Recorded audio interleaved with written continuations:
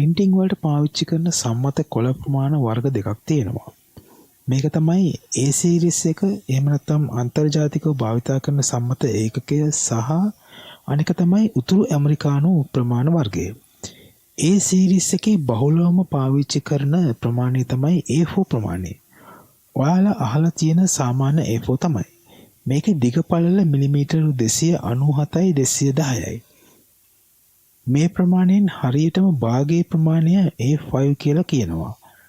ඒකේ දිග පළල වෙන්නේ 210යි 148. A4 ප්‍රමාණයට වඩා දෙගුණයක් විශාල ප්‍රමාණය A3 කියලා කියනවා. මේකේ දිග පළල තමයි මිලිමීටර 420 හා 297. ඉතින් මේ ප්‍රමාණ තුන තමයි ලෝකයේ වැඩිපුරම printing වලට පාවිච්චි කරන්නේ. මීට අමතරව මේ සීරීස් එකේ ලොකුම කොලේ වෙන්නේ A0 කොලය.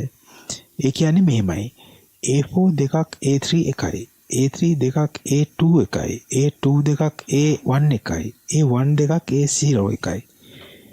A4 සීරීස් එකෙන් පහළට A5 සහ A6 තියෙනවා. ඒ කියන්නේ A6 A4 එකෙන් හතරෙන් එකක්. උතුරු ඇමරිකානු ෆෝමැට් එකේ සාමාන්‍යයෙන් බහුලවම භාවිත වෙන කොළේ ප්‍රමාණය letter size කියලා කියනවා.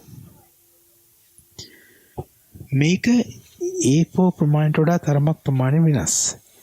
මිලිමීටර 216යි 279. ඒ කියන්නේ අඟල් 8.5යි 11 ප්‍රමාණය.